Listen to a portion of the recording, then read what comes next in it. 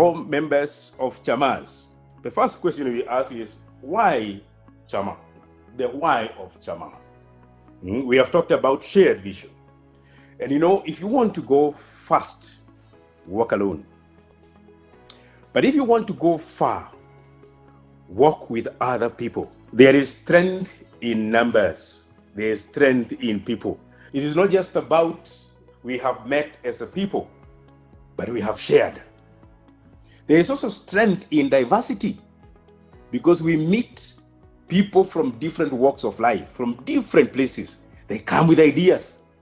They come with their background, and that helps us. What I'm sharing here, my good friends, are results of what have been found from research, that people with Chamas have a higher level of asset base than people without. It is for that reason we encourage that we are better off working together. Incidentally, those with Chamas have a better discipline of spending their money than those without. Please capture this. Those with Chamas have better discipline because there is expectation you are being watched. Okay? When the day of contribution comes, you don't want to be the one who is not contributing. And for that reason, we plan our food, our healthcare, our education, all household things better. And incidentally, we improve our savings. And that way we access credit, either individually or collectively. I wanted to emphasize that because I think it's one of the best of the results of Chamas. As a result of that, we have increased income. We are able to make more money. Okay? This leads to reduction in poverty. Those in Chamas have less poverty than otherwise. Okay?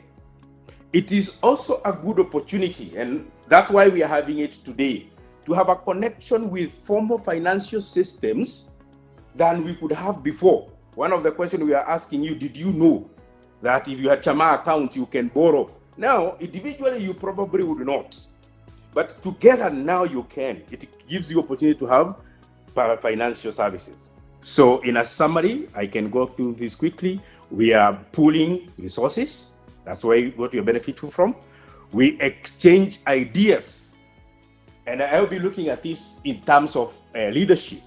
Because one of the things that is very important to make Chamas survive and be strong is not just to meet and contribute money. We must create an opportunity to talk, share ideas. Then when we are in a Chama, we can put our investment across many areas. We can buy land, we can buy shares, we can invest in business, whatever the case. Now you notice if you are alone, perhaps even buying one of those would have been a problem. But then when you are together, you not only buy many and different, but you make sure that you have put your risk in different places. Okay? There is social growth and increased networks, particularly when you have people from different age, different gender, different professions. Okay? No one knows everything. Next. Okay? So that way we have accelerated financial growth.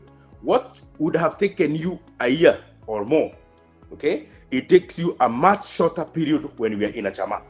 You can do it in a month. You can do it in 2 months, okay? Members of the group can grow in leaps and bounds much faster. And notice all this is coming from ability to save, ability to borrow.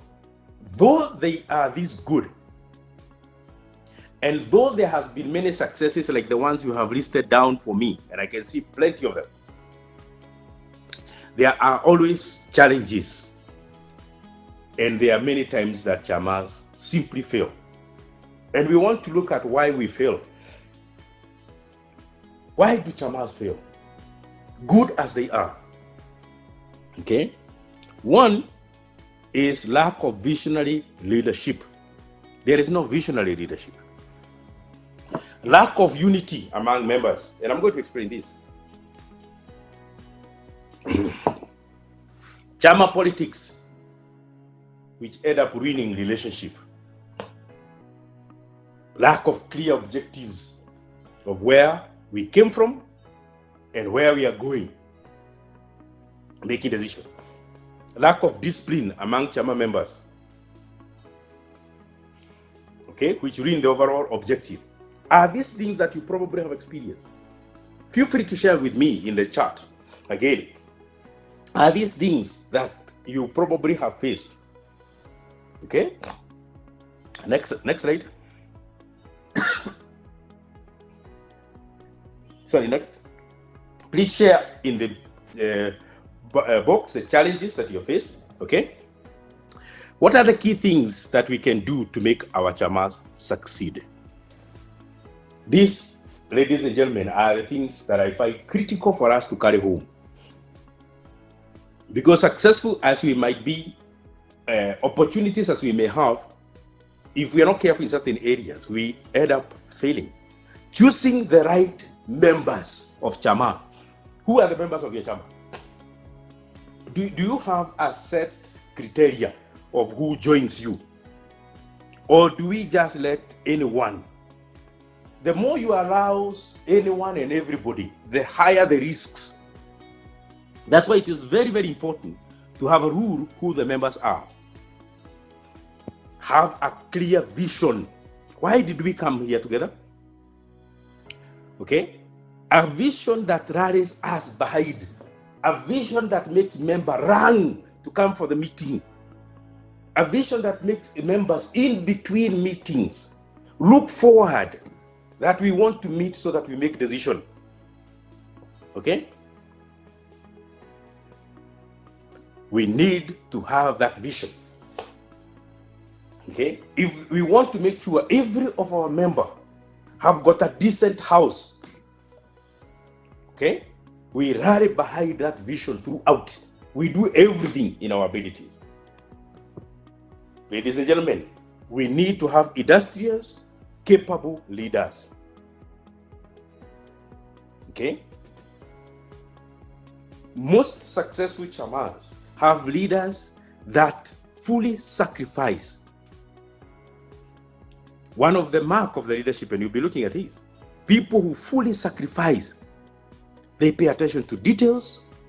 They keep their members motivated, inspired, encouraged to achieve the vision and the goals. That is what we need. Let's not be thinking that the best leader is the one who shouts the loudest when we have a meeting. Or the politician, so to speak. And I'm not saying politics is bad. It is the person who, whenever people come, they see a motivation, they see an inspiration, they see encouragement. Successful Chamas have rules and regulations. Whatever we do, ladies and gentlemen, we must prioritize savings and investments. Okay? Savings and investments. If a Chama is a consumption Chama, in other words, we contribute to just eat, if I use that word, just eat, that Chama is not going anywhere. Because after a while, we all get tired. Yeah, we all get tired. But the beauty of savings and investment is that there's something we are looking forward to. Okay? So that we are intentional in our savings and intentional in doing it regularly. Okay? So carrying on, choose like-minded people. Okay?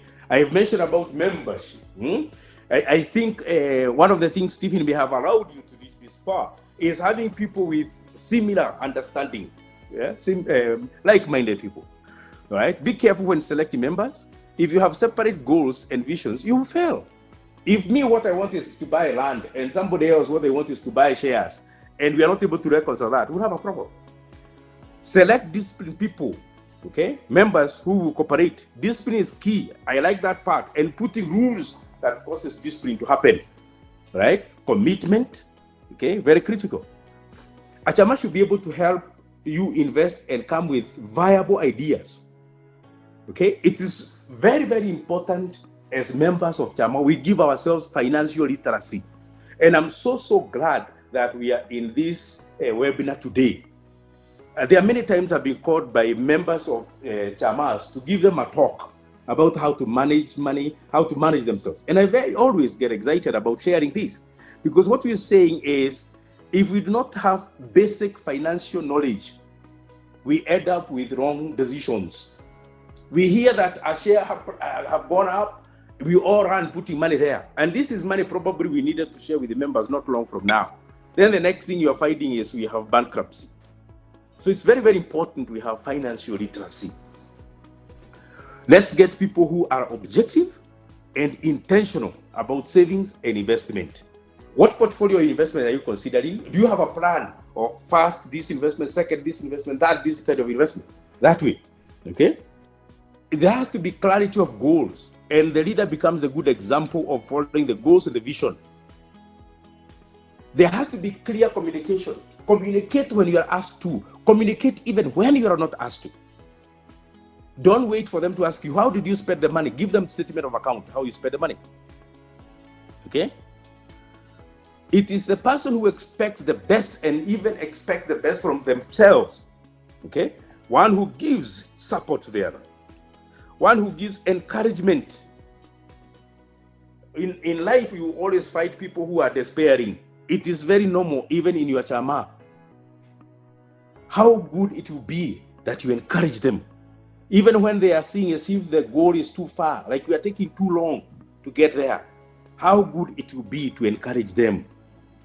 How good it will be to show them there is the way. Okay? How good it is to remind them, even if you fail, okay? Even if you fail, failure is not the end of life. A leader, a good leader, is one who is stimulating, okay? That when we are meeting, whatever is it you're discussing, they create life in it. It is a person who focuses on team interest, not personal interest. On team needs, not personal needs. And that's why we say it's a person who sacrifices. Okay? And it's a person who inspires. When everybody is in doubt, they wake up, start tall, and create hope in the others. That's the leader you want for your Chama. Next. Okay? Some tips again for you to achieve this good leadership. And I want to encourage you that if your leaders are not here when you go back, you will try to give them these tips. 1, be the first one to arrive. Kamari. Punctuality creates a certain discipline, and punctuality creates a certain way of life. It shows commitment. It shows belief in the purpose. But if you are the